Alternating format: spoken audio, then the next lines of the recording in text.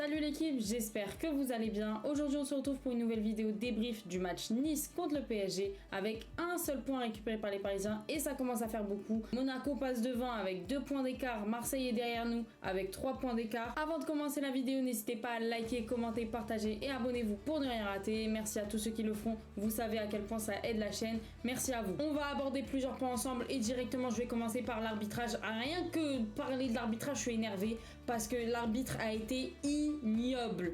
Ça fait très longtemps que j'ai pas vu un arbitrage aussi médiocre que ça. Je savais même pas qu'on pouvait faire pire que Turpin, mais c'est une dinguerie. Donc là t'as Dante qui fait faute, qui tape le genou de Hakimi et c'est Hakimi et Marquinhos qui vont prendre le jaune. On est où? On est où? Donc là il n'y a pas eu de pénalty sur Dembélé, il y a des fautes qui sifflent. En fait, les arbitres, je crois, ils font ça, puis ils voient il y a faute ou il n'y a pas faute. On sait pas. C'est vraiment au pif. Attends. Ah, faute. Non, lui, vas-y. Qu'il se fasse marcher dessus, on s'en fout. Je sais pas, vous avez eu un diplôme, wesh. Tout le monde peut être arbitre. Clairement, on le sait, on est une équipe en reconstruction. Et ça va être compliqué, il va falloir être très patient. Beaucoup de nouveautés depuis 2 ans, avec Enrique maintenant au coach. Et même les joueurs, il y a eu quand même beaucoup de changements. On est une équipe en reconstruction et là, va falloir l'accepter en fait. On pourra pas tout gagner d'un coup, c'est sûr. Mais il faut laisser le temps. Même au coach, vous voyez, là, direct face à Arsenal, après, je voyais sur Twitter, et c'est bon, Enrique, il va partir, faut le dégager, il sert à rien. Mais ça fait 40 ans, on dit la même chose. Oh, on est à 70 000 coachs par an. Vous en avez pas marre de changer tous les ans? Laissez-lui le temps, faites-lui confiance. Par pitié. Tu vois, par exemple, pour le mercato tout bête, mais c'est sûr qu'il va pas dire ouais, j'ai pas les éléments pour. Mais par contre, il fait avec ce qu'il peut là. Parce que si on compte sur Kolomoisy, Kolomoisy, j'ai même pas envie de lui taper dessus, mais il est d'un déchet technique monumental ce type. Ses pieds, il les confond. C'est pas comme Dembélé, il sait pas de quel pied il doit tirer. Droitier ou gaucher? Gaucher. Et les pénaltys, vous les tirez pas du droit? Si. Pourquoi?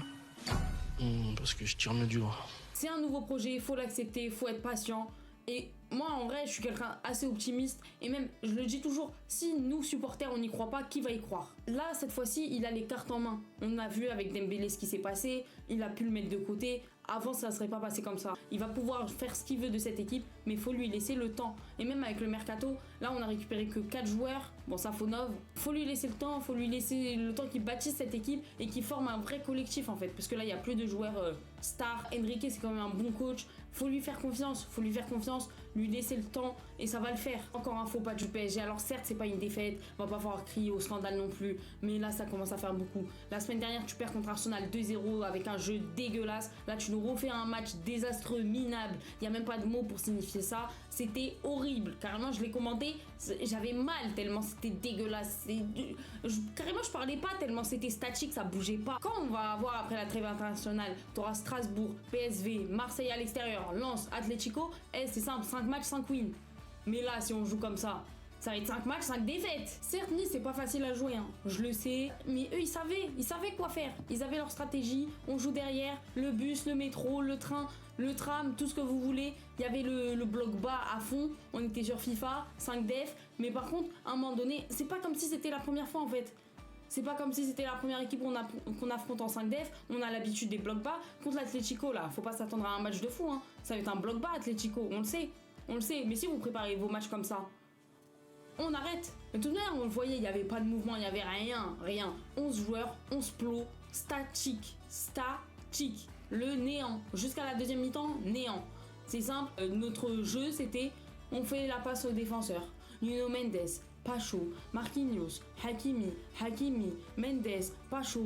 À un moment donné, cette possession, elle sert à rien, je sais pas moi. Va falloir trouver une solution parce que là, c'est pas possible. C'est pas possible. J'en ai marre de cette possession où le jeu, c'est de jouer avec la défense. Oh! Je sais pas moi, faut trouver vos milieux, faut bouger, faut qu'il y ait du mouvement, des permutations. Là, ça bouge pas. C'était horrible. Mais comme il a dit Barcola, on lui a demandé qu'est-ce qui manque à ce PSG là, il a dit peut-être de l'envie. Mais à un moment donné, si vous avez pas envie, allez dehors. Mais dégagez. Vous êtes là, vous restez, mais dégagez. Et alors là, ça commence à faire beaucoup. Les 5 prochains matchs, c'est win. T'as 5 matchs, 5 wins. T'as Strasbourg, PSV, Marseille, Lens, Atlético, 5 wins. C'est tout. Je veux pas qu'on me parle de match nul, on a mal joué, c'est pas... Ouais, vous jouez 90 minutes, vous vous mettez le moyen de gagner et vous gagnez. Et vous gagnez. En fait, ce qui est frustrant, c'est que on a la capacité, on a les joueurs pour, mais par contre, ils font rien. Il n'y a pas de motivation, ça bouge pas. Bougez-vous le cul. Bougez-vous le cul, vraiment. Mais cette deuxième mi-temps, elle est bonne de par l'entrée de Lee Kang-in. Moi, depuis le début, je dis Lee Kang-in, vraiment, il fait un bon début. Je dirais pas il faut qu'il soit titulaire tout le temps et tout. Mais par contre, il fait un bon début et ça, c'est une certitude. Kolo Muani, je sais pas ce qu'il foutait sur le terrain. Kolo Muani, je sais pas ce qu'il foutait sur le terrain. Il m'a pas plu. Lee Kang-in, il est arrivé. Il a ramené du mouvement, des permutations. Il était là en tant que faux neuf. Il aidait les milieux. Il redescendait beaucoup. Il y avait beaucoup plus de mouvement d'un coup. Je sais pas si c'est de son fait, lui, ou de ce que Enrique a pu dire à la mi-temps. En tout cas, Lee Kang-in, il a rajouté ce truc de faut faire des appels, faut bouger. Bref, il a fait ce qu'il fallait. Il a fait son entrée, il a fait ce qu'il fallait. Et la deuxième mi-temps, elle a été beaucoup mieux. Beaucoup plus de mouvements, de permutations. Ça jouait ensemble. Il y avait des combinaisons. C'était mieux. Mais par contre, il y a un manque d'inefficacité, mais énorme. C'est-à-dire que tu as un nombre de tirs. Mais tu as un nombre de tirs que tu dois mettre au fond et que tu ne mets pas. Je sais pas combien de tirs il nous faut pour marquer à chaque fois.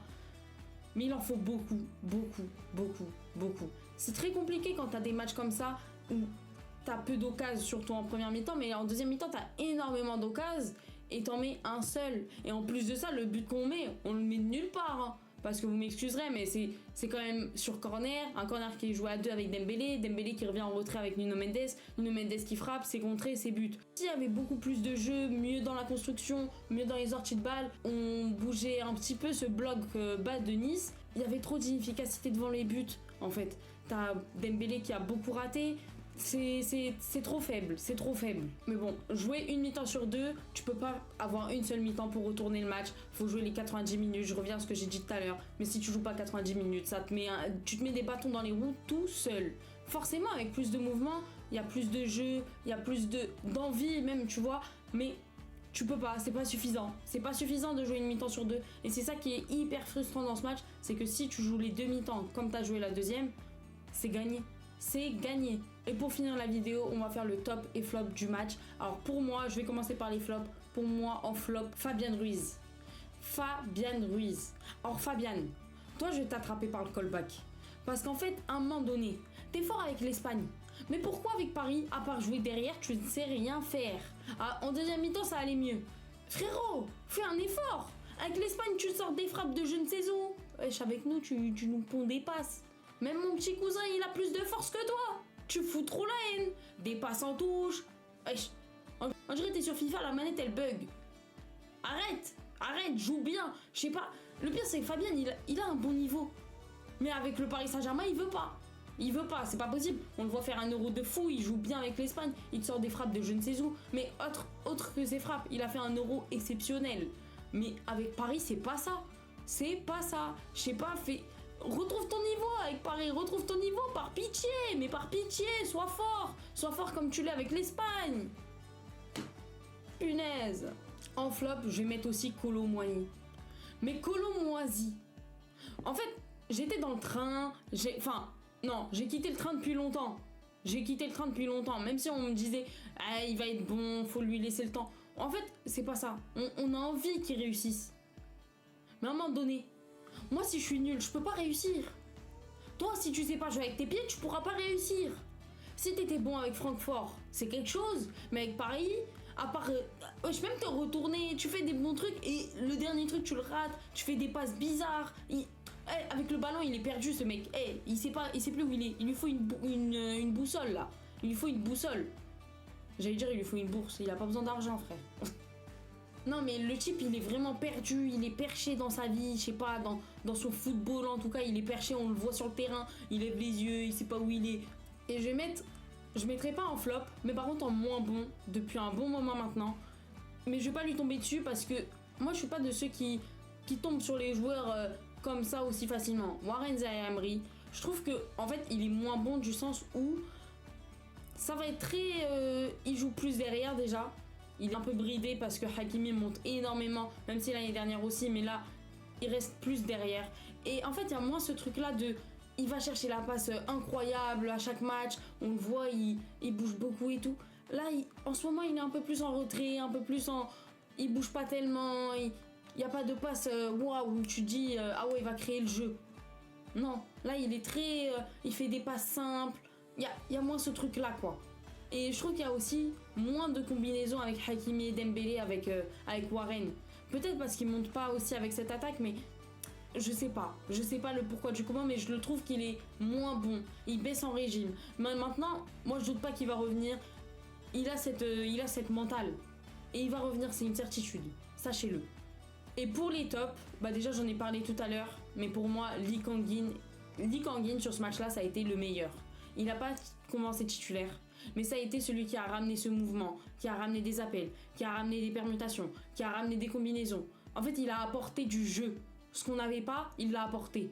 C'est simple, il avait son plateau, il est arrivé, il l'a posé sur le terrain. Depuis le début de la saison, en vrai, Lee Kang-in, ses entrées, elles sont propres. Face à Arsenal, je trouve que moi, personnellement, je l'ai dit en stream quand je l'étais, mais face à Arsenal, je l'ai trouvé vraiment bon. Je trouvais que c'était lui qui avait de l'impact sur le match. Faut pas que ça s'arrête là, faut que ça continue, qu'il avance comme ça, et ça va le faire. Mais Lee Kang-in, en tout cas, je suis très contente du niveau qu'il propose en ce moment, et depuis le début de la saison en vrai. Et en top, ou du moins joueur qui m'a plu, on va dire, Pacho, je le trouve assez solide, assez bon dans son placement, dans son agressivité aussi. C'est pas un joueur qui fait que de reculer, parce que ça, on en avait marre en fait. Pacho, c'est vraiment, il monte sur le joueur, il a pas peur, et ça fait du bien d'avoir un joueur en défense solide, agressif. Il me fait repenser à Kipembe, même si c'est pas Kipembe, mais du sens où, vas-y, il a pas peur, il y va quoi. Pour moi, Pacho et Lee Kang-in, ça a été les deux joueurs qui m'ont vraiment plu, que j'ai trouvé dans un bon mood, dans un bon niveau. C'est la fin de la vidéo. Si ça vous a plu, n'hésitez pas à liker, commenter, partager et abonnez-vous.